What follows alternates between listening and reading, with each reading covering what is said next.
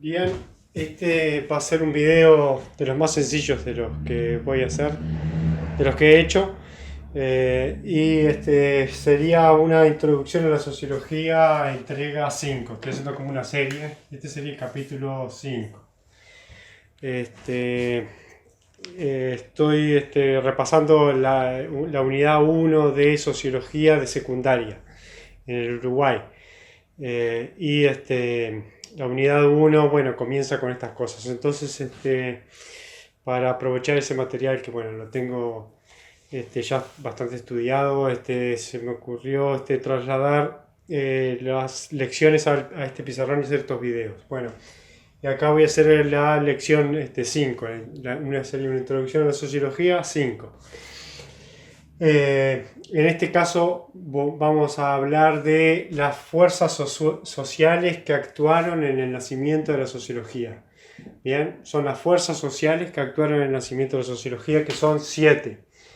Pueden ser 15 igual, ¿no? Pero son 7 según la bibliografía que yo utilicé, que es Salvador Giner,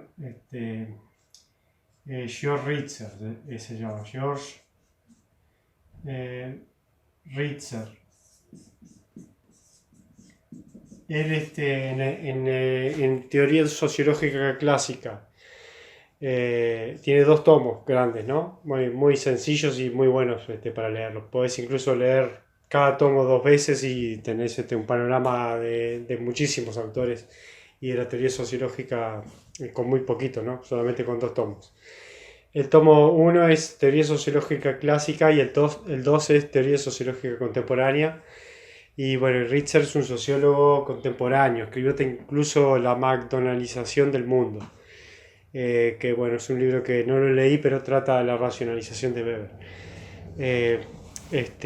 Bueno, George Ritzer en teoría sociológica clásica comienza haciendo una introducción a la sociología, ¿no? De ideas de las cuales yo saqué algunas de los videos que andan por ahí.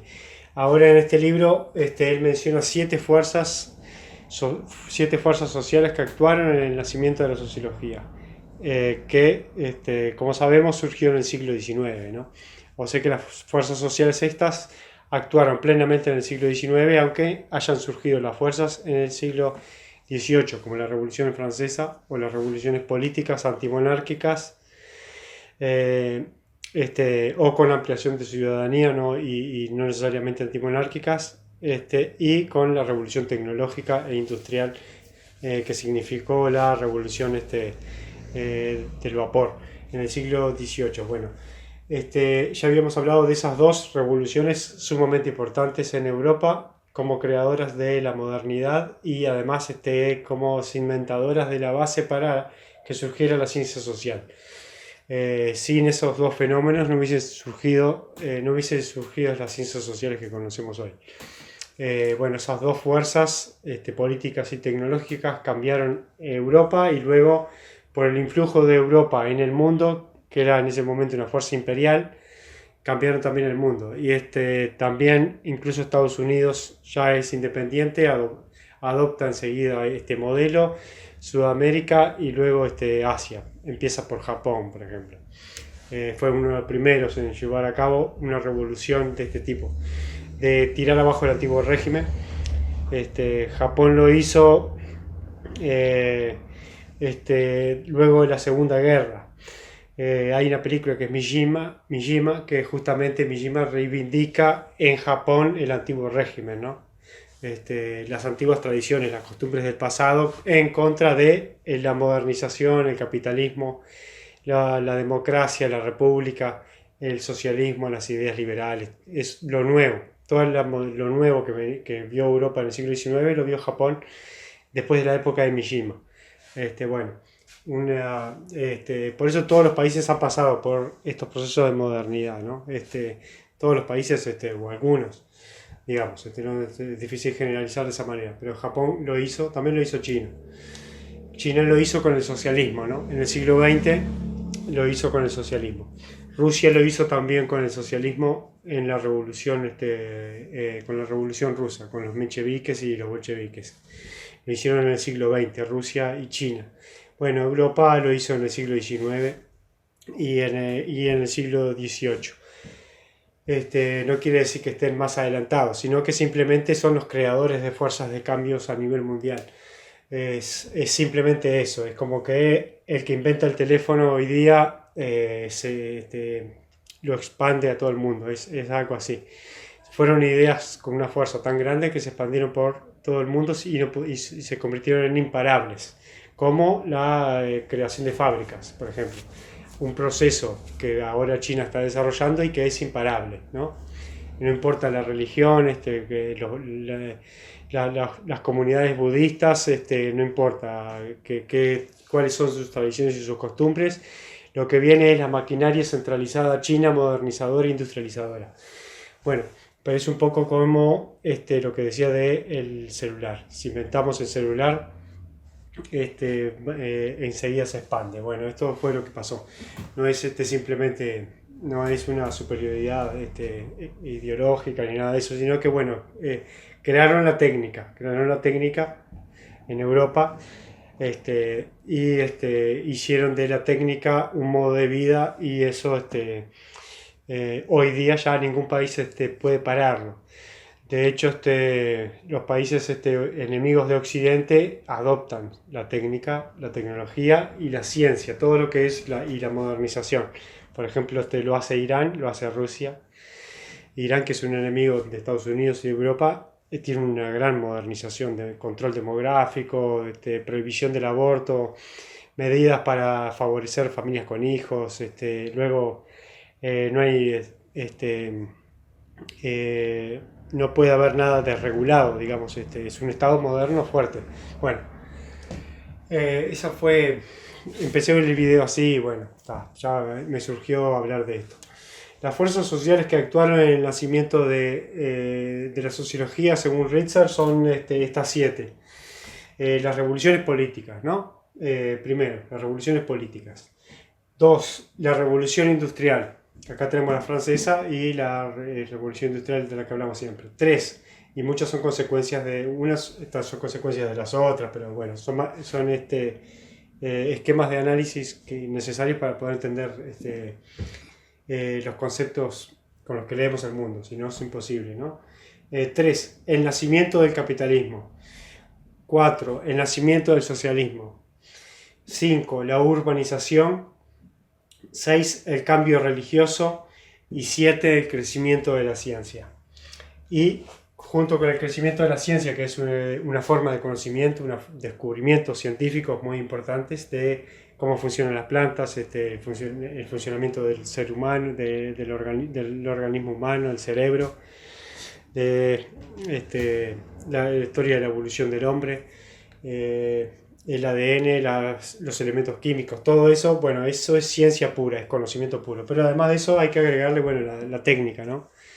Aunque la técnica también está con la revolución industrial. Acá aparece la tecnología, y acá ligado al crecimiento de la ciencia también está la tecnología. Que son nuevas maneras de producir, nuevas maneras de generar capital. Bueno, y luego vamos entonces a, bueno, las revoluciones políticas las comentamos. Básicamente es la caída de la monarquía y del clero como referentes de nuestra vida social en las revoluciones políticas. La revolución industrial es el implemento de las máquinas a la máquina y la fuerza mecánica, o la sustitución de la fuerza animal o la fuerza del hombre. Ponemos máquinas a trabajar. El nacimiento del capitalismo es, bueno, el sistema, el modo de producción capitalista que ya estudia Adam Smith en el siglo XIX, y luego estudia Marx y también David Ricardo. Es un modo de acumulación mediante el trabajo acumulado, pasado, que se acumula en grandes cantidades hasta llegar a un gran capital, cada vez más capital. Una fábrica más grande, 2 fábricas, 3 fábricas, acumulamos trabajo y compramos luego con eso una gran máquina con la cual producimos más automóviles, más ruedas, producimos mejores cubiertas, hacemos un vidrio, más cantidad de vidrio, bueno, todo eso, materiales de construcción cada vez más rápidos para construir, Y eso, bueno, y eso después se repercute también en la urbanización. Bueno, el socialismo también, como decía Marx, hay un fantasma que recorre Europa, el fantasma del comunismo, eso sin duda es un gran cambio, es una gran fuerza social en favor de la creación de la sociología en el siglo XIX. El marxismo y también el anarquismo y todos los socialismos, ¿no? También podemos agregar, dentro del nacimiento del socialismo, podemos agregar la cuestión de la mujer, el feminismo que empieza en esta época, en el siglo XIX, 1850 por ahí. Y bueno, la gran urbanización. Esto está ya totalmente estudiado, ¿no? El movimiento del campo a la ciudad, continuo, un cambio continuo, violento y revolucionario, digamos. Imposible también, otra fuerza social imparable, imposible de detener. Luego la urbanización toma de poder la burguesía y el proletariado. Entonces también vemos dos clases sociales que surgen, con más poder que la monarquía y el clero. Luego el cambio religioso, sin duda un crecimiento de la ciencia y un crecimiento del racionalismo, también la teoría darwiniana de la evolución. Sin duda hay cada vez más personas agnósticas o ateas, sin duda. Y si la religión continúa, igualmente se aparta como tal de las decisiones políticas. Pasa a ser un campo espiritual del ser humano necesario para muchas personas, pero deja de decidir. La Iglesia ya no toma decisiones económicas ni políticas. No se ocupa de ningún ministerio, ni siquiera del Ministerio de Educación.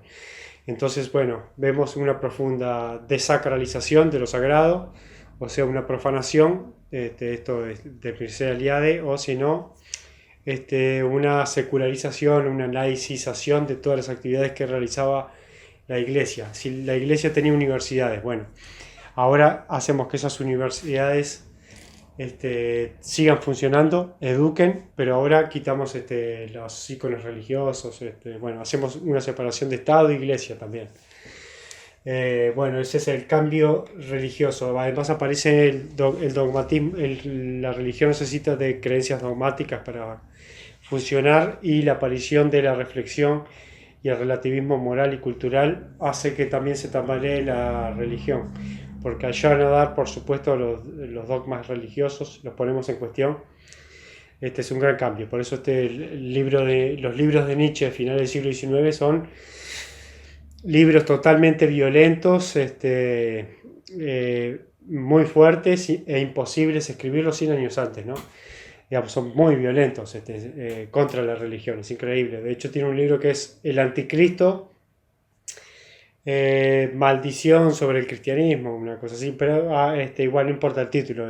Todo lo que escribe Nietzsche es profundamente desligado de la religión. Incluso habla ya que el cristianismo es una religión para